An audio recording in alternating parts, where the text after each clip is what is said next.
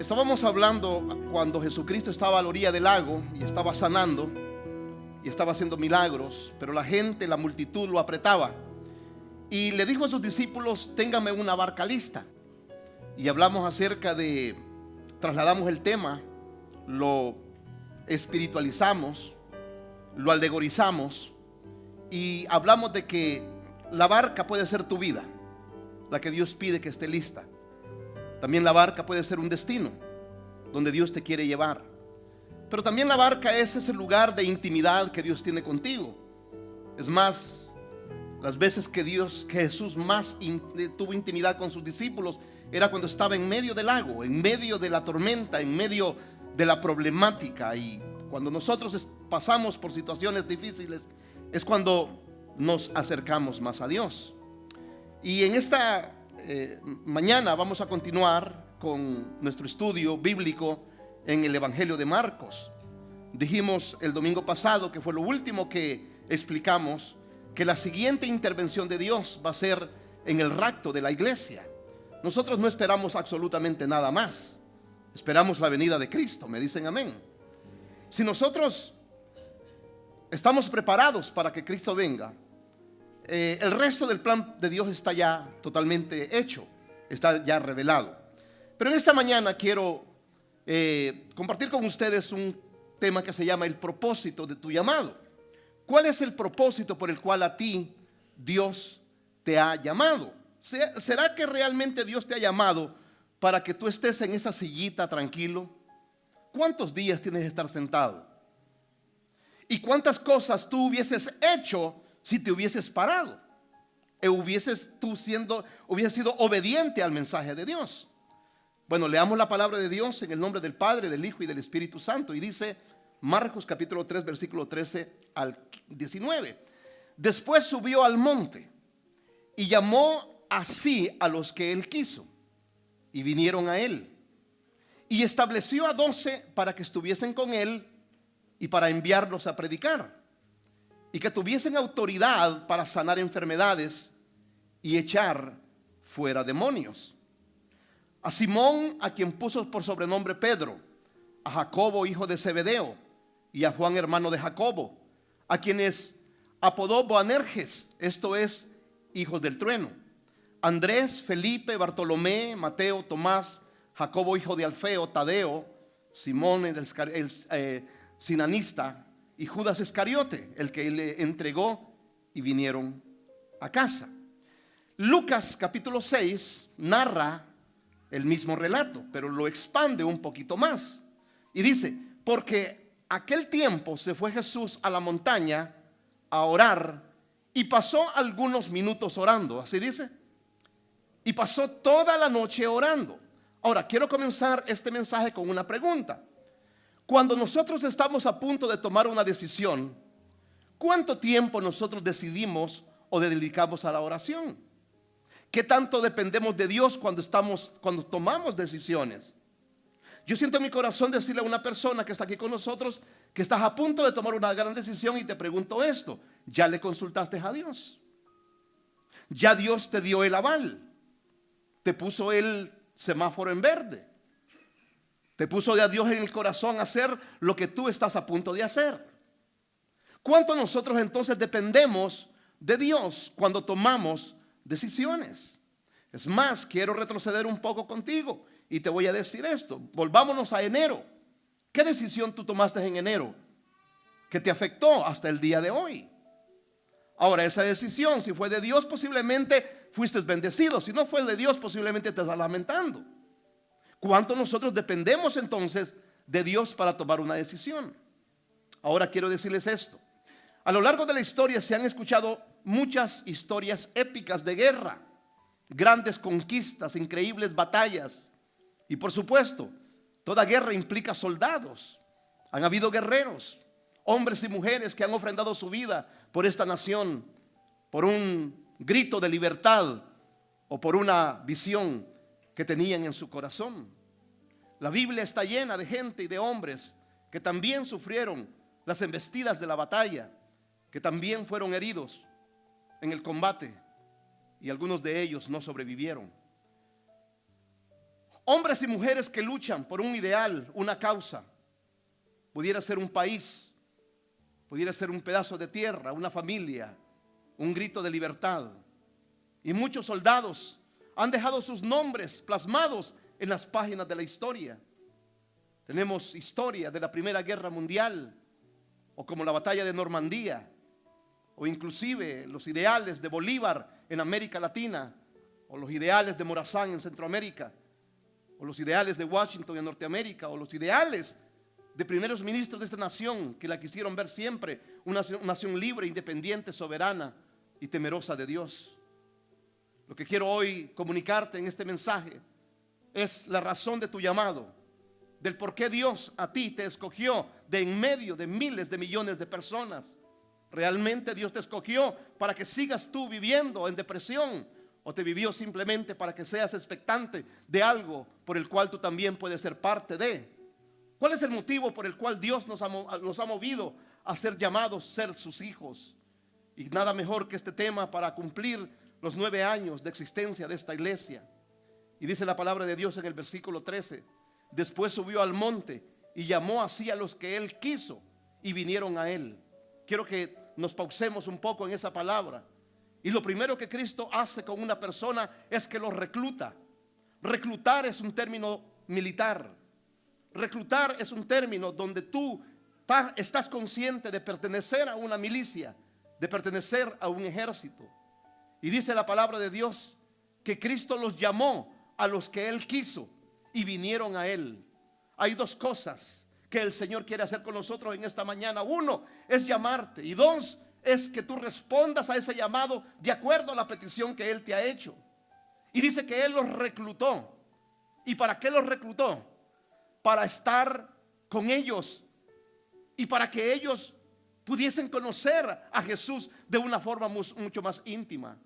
Cuando tú aceptaste a Cristo en tu corazón, inconscientemente tú viniste a ser parte del ejército de Dios. Tú eres parte de la milicia de Dios. Dios está esperando que tú te levantes con tu fusil. Está esperando que tú te levantes con tu llamado. Dios está esperando que tú hagas algo por tu familia. El Señor está esperando que tú hagas algo por tu ciudad. El Señor está esperando que tú hagas algo por tus hijos. Pero Dios no te puede forzar. Dios ya te dio el uniforme. ¿Y sabes cuál es el uniforme que Él te ha dado? Que te encontró desnudo. Y Él en su desnudez en la cruz te revistió con la justicia eterna, por el cual quitó todo pecado y toda mancha, para que tú seas un auténtico hijo de Dios en esta mañana.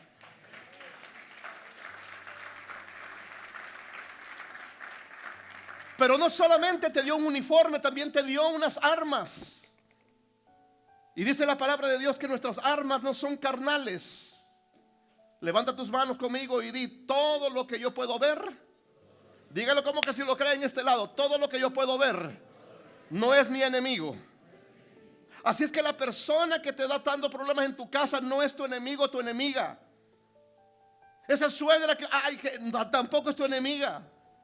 ¿Sabes quién es tu enemigo? Tu enemigo, todo aquello invisible que te doblega, que te trae a ti depresión, que te trae desánimo, que te trae ya el desaliento para no seguir adelante. Iglesia West Park, ¿cómo vamos a seguir adelante? Nos gozamos por 9 años, pero ¿cómo vamos a ser 9 años más victoriosos? Creyendo que nuestras armas no son carnales, sino espirituales, para destrucción de fortalezas. Dios nos ha llamado a llenar este edificio. Dios nos ha llamado a conquistar London para Cristo. Dios no nos ha llamado para quedarnos conformes. Dios nos dice en esta mañana: es bueno lo que les he dado, pero es mejor lo que aún todavía viene.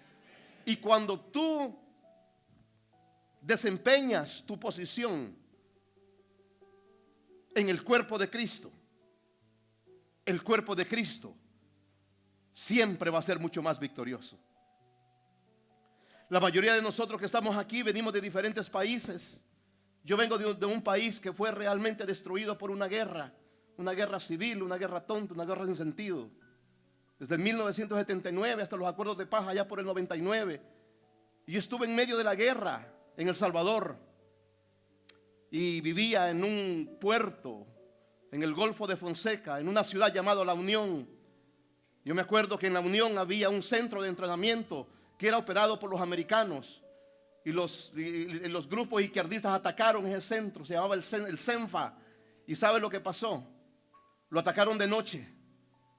¿Y sabe cuándo lo atacaron? Cuando el soldado que debería de estar en su posición se fue de su posición, y el bando contrario tomó ventaja de que el soldado no estaba allí y entró y los mataron a todos. ¿Cuántos padres hay ausentes en esta mañana que deberías de estar guerreando por tus hijos y no lo estás haciendo? Por el afán de hacer un poco más de plata, por traer más dinero a tu casa, y está bien, no hay nada de malo con eso. Pero al final del día, cuando tu hijo se vaya de tu casa, no se va a recordar cuánto dinero tú le diste, sino cuántos abrazos le diste, cuántos consejos le diste y cuántas veces estuviste ahí cuando ese niño o esa niña más lo necesitaba. Cuando se fueron los soldados del CENFA, entró la guerrilla, porque el enemigo a ti nunca te va a atacar por el lado fuerte de tu vida, te va a atacar por el lado débil. Y eso es lo que el Señor te dice en esta mañana. Te guste a ti o no, Iglesia Westpark, tú eres un miembro de la milicia real, del ejército del cielo, liderado nada menos por Jehová de los ejércitos y comandado por Jesús de Nazaret.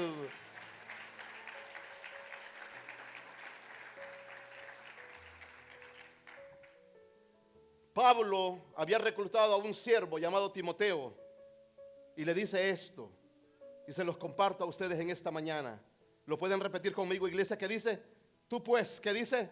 Sufre penalidades. ¿Como qué? Como buen soldado de Jesucristo. El pastor Juan el domingo pasado allá en Limington decía esto: no juzgues mi pasado, no juzgues mi presente si tú no sabes mi pasado. Hermanos, que la iglesia hoy esté llena no significó que siempre estuvo llena. Que hoy miremos victorias, no siempre fueron victorias.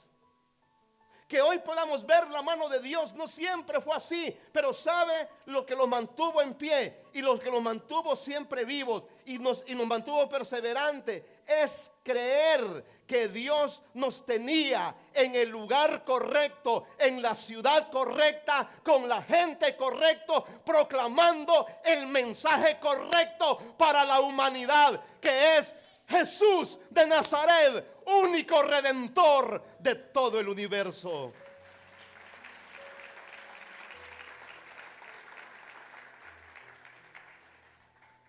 ¿Cuál es el propósito de tu llamado? Y dice la palabra de Dios en el versículo 14: y estableció a 12 para que estuviesen con él. Dios quiere que tú hagas ministerio, pero quiere aún más que tú estés con él. Dios le encanta verte ocupado, pero le encanta más verte adorando.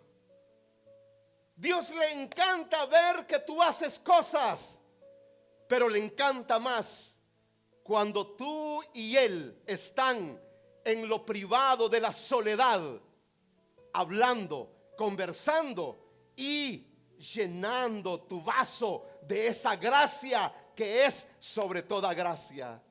Y dice, y estableció a 12. Y el 12 en la Biblia, más allá de lo tanto que lo han tergiversado, es un número de autoridad, es un número de integridad, es un número donde el Señor empodera a un grupo de gente. Es un número por el cual la Biblia, tanto el Antiguo Testamento como el Nuevo, lo usa. ¿Para qué? Para que nosotros entendamos. Oiga bien, iglesia, lo que le voy a decir. En la línea de mando, la primera autoridad que Dios establece en la tierra no son los gobiernos civiles, es la iglesia visible de Cristo Jesús.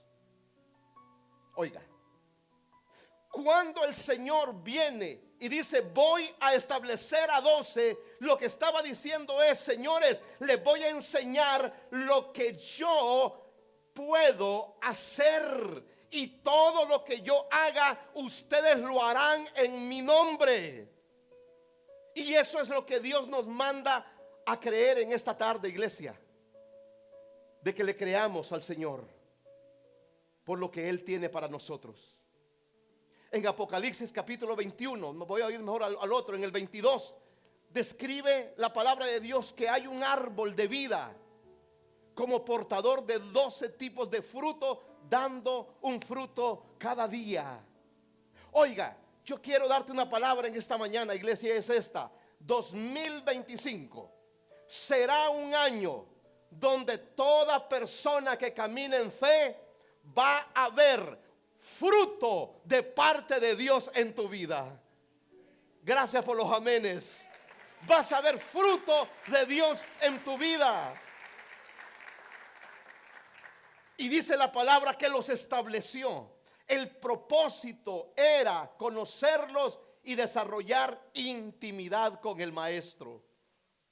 Cuando Dios llama a una persona, lo recluta, lo establece, lo consolida, le da un propósito y lo comisiona a algo mayor. Lo comisiona a cosas que están fuera de tu alcance. Y vea usted esto. Y dice que los envió a predicar, los capacitó adiestrándolos por el ejemplo o en las cosas del reino de Dios y su plan de predicción para la humanidad. Hermanos, nosotros tenemos un propósito, me dicen amén. Y eso es que entendamos que Dios nos dio la autoridad, como se le dio a los apóstoles, para predicar, para sanar y para liberar. Es el propósito de nuestro llamado. Y fíjese que el hermano Andrés mencionó un versículo que yo estuve orando por este versículo anoche y esta madrugada. Y quiero leérselo porque creo que es el versículo donde el Señor realmente le va a desentrampar el pensamiento que usted tiene en este momento en cuanto a la situación que usted y yo estamos viviendo.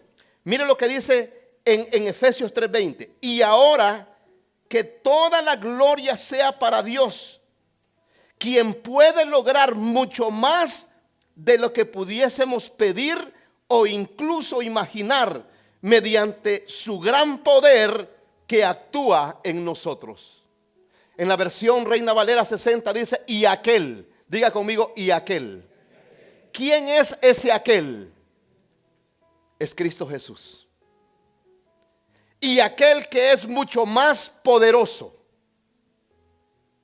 es el que nos va a sustentar el resto del año 2024. Y es el que nos sustentará en el 2025. Y aquel es el que te va a ayudar. Y aquel es el que te va a sanar.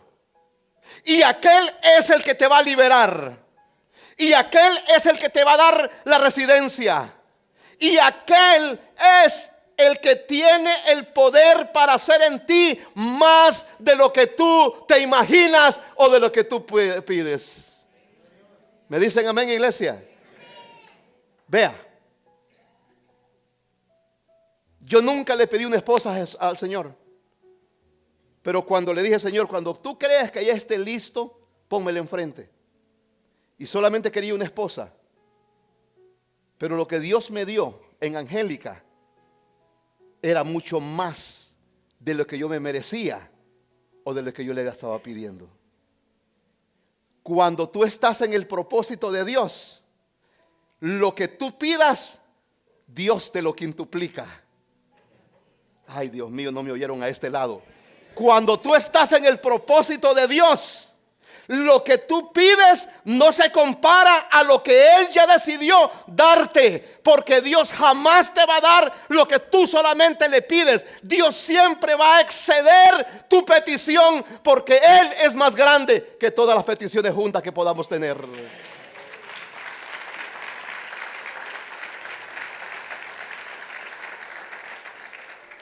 Pongámonos de pie, iglesia, por favor, en esta mañana.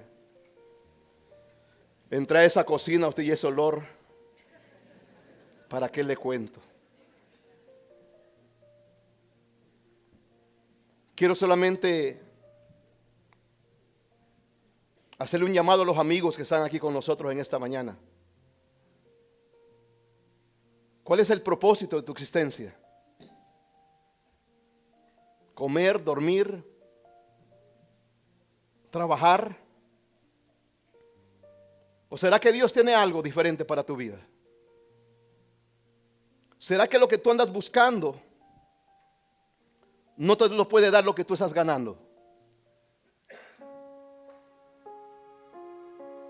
¿Será lo que tú andas buscando no te lo da la disco, o las camas, o los puros?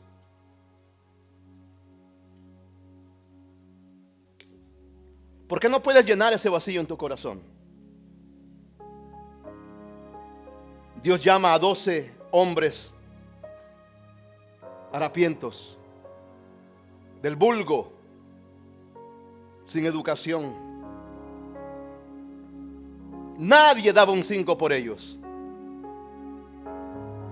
Pero Cristo miró el potencial que ellos tenían. ¿Cuántas personas te han borrado del mapa y te han dicho,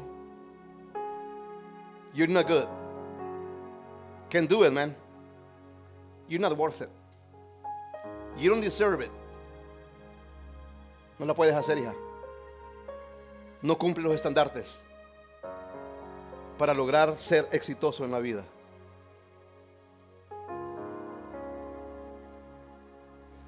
Y un muchachito emigró de Cuba. ¿Quién daban por él un 5? ¿Quién daba por él $20? Y acaba de ser asignado por el nuevo presidente de Estados Unidos como el jefe de Estado para todo el mundo.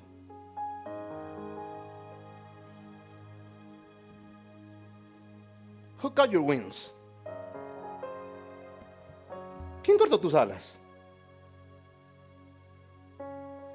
Y Dios los llamó a 12, los estableció para que estuvieran con Él. ¿Has estado tú con Cristo? Have you tried it? Or you just a sympathizer? ¿Simpatizas con Dios? Señor, en esta mañana venimos delante de tu presencia. No hay cosa más rica, no hay cosa más deleitosa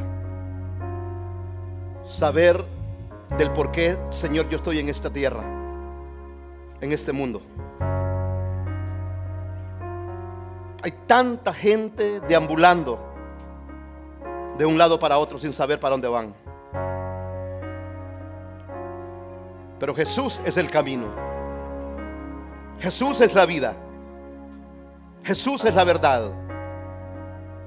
¿Quieres tú alinearte con Jesús en esta mañana? Y voy a hacer una oración corta por los amigos que están aquí con nosotros. Si tú nunca has hecho esta oración y quieres abrir hoy tu corazón a Jesús, si tú quieres hoy encontrar propósito en tu vida, me imagino Pedro, Bartolomé, Andrés haciéndolo de todos los días, pescando, recogiendo impuestos, yendo a la fábrica, hasta que encontraron a Jesús y encontraron el propósito de su vida. Yo quiero orar por ti en esta mañana, para aquellos que no tienen a Cristo en su corazón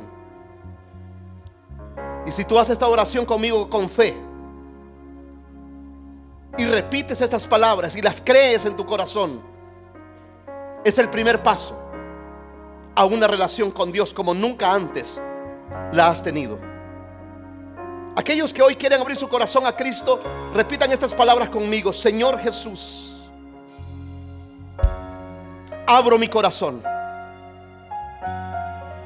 y te recibo hoy como mi Señor y como mi Salvador. Reconozco que soy pecador, que estoy alejado de tus promesas, alejado de la ciudadanía celestial.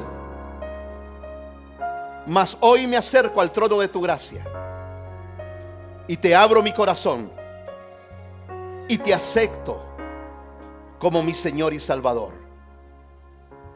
Escribe hoy mi nombre en el libro de la vida, para que cuando yo muera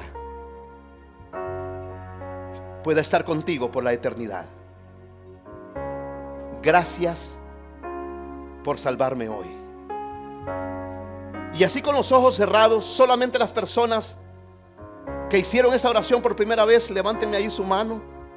Quiero orar por ustedes en esta mañana. Gloria a Dios. Gloria a Dios allá atrás. Gloria a Dios. ¿Quién hizo esa oración aquí por primera vez? Gloria a Dios. Gloria a Dios. Adoremos al Señor, porque hay fiesta en el reino de los cielos. Heme aquí, envíame a mí.